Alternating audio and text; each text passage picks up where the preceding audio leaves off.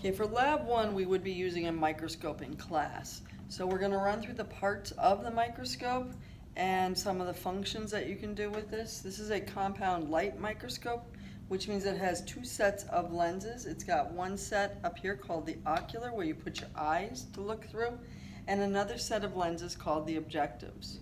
The ocular comes in size 10x. It is written on the ocular. That means they will magnify everything 10 times the naked eye view. The objectives come in different magnifications. The scanning, which is the smallest, shortest one, is 4x. Then we have a 10x low power, a 40x high power, and we also have on this microscope an oil immersion, but we will not be using that in our class.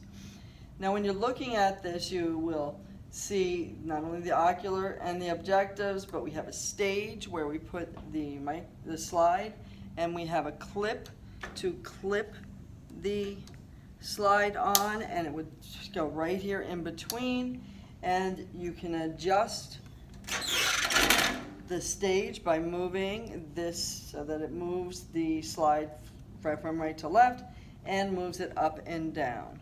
Okay. We have one light down here that would shine through what's called the condenser. This will condense the light and bring it to a narrow opening, which will come through the slide. It also has a lever that we can adjust the diameter of the light so that we can make it a very pinpoint light or a broader light. And this is called the iris diaphragm lever.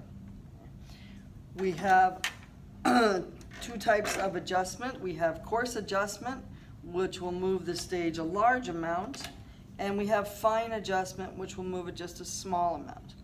When you start using this microscope, you would start on the lowest power, the scanning power, with the stage all the way up. You would put the slide on, clip it in the clips, and then you would use the coarse adjustment to bring it until it starts to come into focus. Once you start to see something, then you will fine-tune it with the fine adjustment. When you move to the next higher power, you do not move the stage. You pull the power over, the new objective, and you only use the fine adjustment. Then you would bring the next, once you find it, you bring it in focus, you would bring the next objective over to see it under a higher magnification. Now when you are doing this, you want to make sure that whatever you are looking at is dead center before you change the objective. So whatever you're looking at, you would move the slide so you can see it directly in the middle, and then you will move to the next objective. The reason for this is the diameter of field of view will get smaller. So if it's this big under the low power, it's this size under the higher power. So if you're looking at something that's on the outskirts, you lose it. It is no longer in your field of view. Okay. We are going to make 2 adjustments when you first go to use the scope. You are going to adjust the diopter, which is up here. You will have these knobs to move these around, and you would adjust it for one eye and then set for the other eye. And adjusting the diopter allows you to adjust for different focal abilities of the eyes, which means one eye sees 20/20, the other eye maybe sees 20/40. So you can see clearly with both eyes.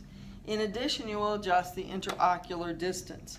We can move the oculars in closer or farther apart so that for the different set of your eyes, some people have a narrow set, some have a wider set, and you want to be able to see only one picture when you look through both of the objectives. Now this microscope is what's called parfocal. So when you do get it in focus under the scanning power and move it to the next one, you really only have to fine adjust it because it's still already in somewhat decent focus. And it's not like in the old days when you had to start over again.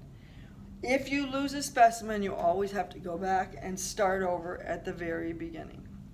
Okay. Now we have a number of slides that we were going to look at. Unfortunately, we don't get to see these in class, and the purpose of these slides was just to show you how to use the microscope, to play around with it a little bit, get comfortable with it, adjusting the amount of light. Okay, and we looked at, one of the slides we looked at was a dogfish scale, and these are the 3 different focuses. This is under the low scanning power, low power, and high power. Now, if you look on these, when you are looking, we are going to also have to be able to calculate what's called total magnification. Your total magnification is going to be the ocular, which is 10x, times the objective you're looking at. So if you're looking at the low power, which was 10x, it would be 10 times 10.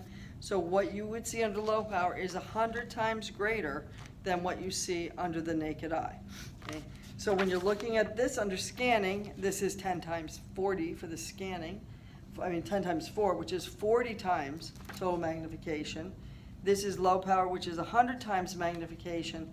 And under the high power, it is 10 times 40, and that would be 400 times total magnification. Okay. We also are going to look at a slide of a dinoflagellate. A dinoflagellate is a small marine organism.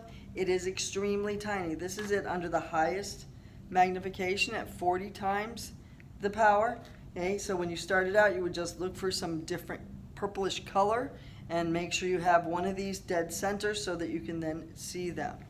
Okay. We would also be looking at, and we look at this slide a number of times, a blood smear. This is the human blood smear. The red blood cells under the highest magnification are the ones that are pink. They do not have a nucleus. And then the ones with the purple nuclei are your white blood cells. And there are tiny little pieces of material, and those are your platelets. And the last slide you would be putting together would be the human cheek cell. This you would make from your own cheeks and do a little swabbing of the inside of the cheek, and we would see the cells, and you could see the little dark blue nucleus, and you would be able to identify those. Now, one other thing you are going to be doing on this is calculating the size of an object under the microscope.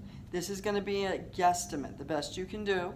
You would have the field diameter, which you would have measured, and then you would know what the diameter was. So if I said this field diameter was 500 micrometers, you would say, okay, I think I can fit X amount of these across. Maybe I can fit 10 across. You're going to divide the field diameter by the number of objects. So 500 micrometers divided by 10 means each one of these would be 50 micrometers. You need to know how to do this and practice this, because this could be a question on the lab practical.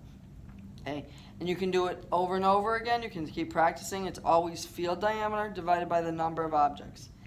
Now the other thing is that you might have measured it in millimeters, but we want to look at everything in micrometers because that's a much smaller unit. There are 1,000 micrometers and 1 millimeter.